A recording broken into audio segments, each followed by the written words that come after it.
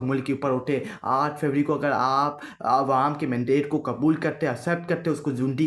की रोंद के ऊपर नहीं रखते, अवाम के मैंडेट को एक्सेप्ट करके, कबूल करके कहते कि हमने अवाम के मैंडेट को, फैसले को कबूल करते हैं और अवाम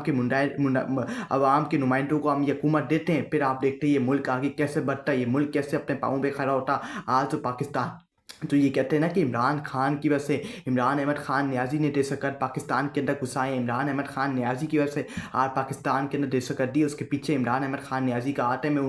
उनको बताना चाहता हूँ, अपने कान खोल के ये अल्फाज सुनो। इमरान अहमद खान नियाज़ी जब उसकी हुकूमत ख़त्म हुई थी तो इस मुल्क के अंदर दहशतगर्दी खात्मा हो रहा था, ये मुल्क अपने पाँव पे खड़ा होता है, इस मुल्क के अंदर इस्तेकाम आ रहा था, इस मुल्क के अंदर महंगाई कम हो रही थी, इस मुल्क के अंदर अमन और सुकून आ रहा था। अफ़गानिस्तान की तरह जो हमारे ताल्लुकात थे वो बाल होते अच्छे हो गए थे, अफ़गानिस्तान के साथ ताल्लुकात, दहशतगर्दों का जो गिरफ्त है वो कम हो गई थी, पाकिस्तान से दहशतगर्दी का खात्मा होता, हमारे हमारे दूसरे ममालिक जो यूरोप के ममालिक हैं उनके साथ ताल्लुकात अच्छे होते, रशिया के साथ ताल्लुकात अच्छे होते, लेकिन इस मुल्क के अंदर रिजीम चेंज ला के इस मुल्क को, पाकिस्तान को तबाह बर्बाद कर दिया। जो इस मुल्क के अंदर जो भी बुरा होता है, इस मुल्क के अंदर जो भी कुछ होता है, सारा मलबा उठा के इमरान खान के ऊपर डाल दिया जाता है कि इमरान खान इसका जिम्मेदार है। ये सब जिम्मेदार हैं जो ऊपर यजीद और फ़िरौन बैठे हैं। इमरान अहमद खान नियाज़ी इस मुल्क का जिम्मेदार नहीं है, इस मुल्क की तबाही का। इस मुल्क की तबाही के वो जिम्मेदार हैं जो इस मुल्क के बंद कमरों के अंदर फैसले करते हैं, जो हर एक फैसला, जो इस मुल्क का निज़ाम, इस मुल्क को चला रहे हैं, वो जिम्मेदार हैं। इस मुल्क की तबाही के पीछे इमरान अहमद खान नियाज़ी नहीं है। इमरान अहमद खान नियाज़ी की पॉलिसीज़ की वजह से आज मुल्क के अंदर दहशतगर्दी ख़त्म हुई थी, मुल्क के अंदर अमन और सुकून आता, गरीब आवाम को उनका हक मिल रहा था, बलोचियों को उनका हक मिल रहा था, KPK के अंदर अमन और सुकून आता, बलूचिस्तान के अंदर अमन और सुकून आता, लोग अमन और सुकून की तरह रह रहे थे, लोग पाकिस्तान के अंदर वापसी आते, पाकिस्तान के अंदर लोग इन्वेस्ट करते, पाकिस्तान के अंदर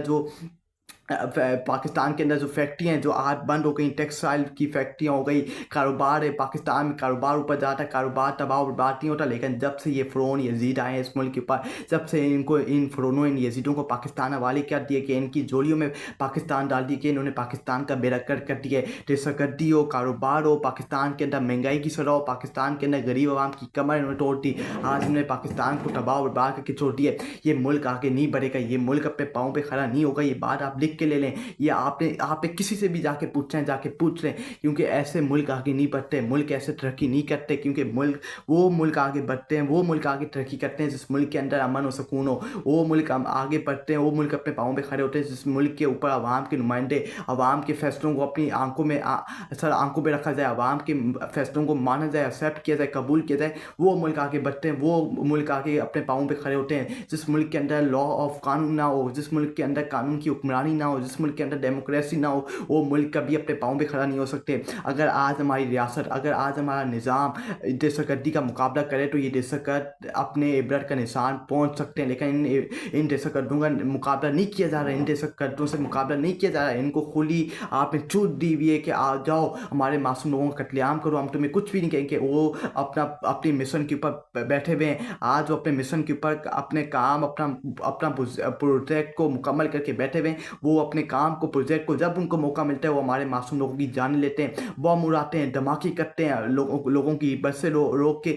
उनको सीधी गोलियां मार के शहीद करते हैं, ट्रेनों को हाईजैक करके उनको रोक के, उनको बम गिरा के लोगों को लेके जाते हैं और उनको बेगोलियां मार के शहीद करते हैं। ये उनका क्या कसूर है? सिर्फ इनका ये कसूर है कि वो इस मुल्क के अंदर पैदा हो गए। पाकिस्तानियों को आप अपना हक क्यों नहीं देते? आपने इन फ़िरौनों यजीदों को इस मुल्क के ऊपर बिठाया, जिन्होंने 40 सालों से इस मुल्क की नुकरानी कर रहे, इस मुल्क को हवाले किया हुआ है। 40 साल, पिछले 40 सालों से ये इस मुल्क के ऊपर बैठे हुए, इन्होंने इस मुल्क के लिए, पाकिस्तान के लिए क्या किया जो अब ये खाक इस मुल्क के पाकिस्तान के लिए करेंगे? इन्होंने सिर्फ मुल्क को, पाकिस्तान को तबाह बर्बाद किया, इन्होंने पाकिस्तान की इमेज पूरी दुनिया में ख़राब और तबाह और बर्बाद करके रख दी है। इनकी कुड़ी इमेज नहीं, इन्होंने कभी अपने गिरबानों में दाम के देखा है? ये अभी जो दहशतगर्दी का पीछे वाक़या है, जो ट्रेन हाईजैक हुई है, इन्होंने कौमी असेंबली में खड़े होकर कहा कि इसके पीछे जो दहशतगर्दी है, इसके पीछे इमरान अहमद खान नियाज़ी का हाथ है। आज ये दहशतगर्दी इमरान अहमद खान नियाज़ी के वजह से, ये वही लोग हैं जो पूरी दुनिया के सामने हमें बताते थे कि जो दहशतगर्दी है इसके पीछे वर्दी है। आज उन्हीं लोगों को आपने मुल्क हवाले किया हुआ है जो हमारे अदारों के ऊपर तनकीद करते थे, पूरी दुनिया के जाके हमारे मुल्क को जिल्लत करवाते थे, हमारे मुल्क को जलील रुस्वा करवाते थे, इनकी पॉलिसीज़ को जलील रुस्वा करवाते थे और कहते थे कि पाकिस्तानी आर्मी जो है इसके पीछे, दहशतगर्दी जो है इसके पीछे वर्दी है। आपने उन्हीं को मुल्क हवाले किया तो ये मुल्क कैसे आगे बढ़ेगा? ये फ़िरौन है, ये यजीद हैं, ये कठपुतली हैं, करप्ट हैं, ये सिर्फ अपने मुफादात के लिए आते हैं और ये अब भी अपने मुफादात के लिए आए हैं और कुछ भी नहीं है। इन्होंने अपने सर जोड़ के बैठे हुए, ये सिर्फ अपने मुफादात के लिए, अपने आप को बचाने के लिए, और जब इनका मुफादात पूरा हो जाएगा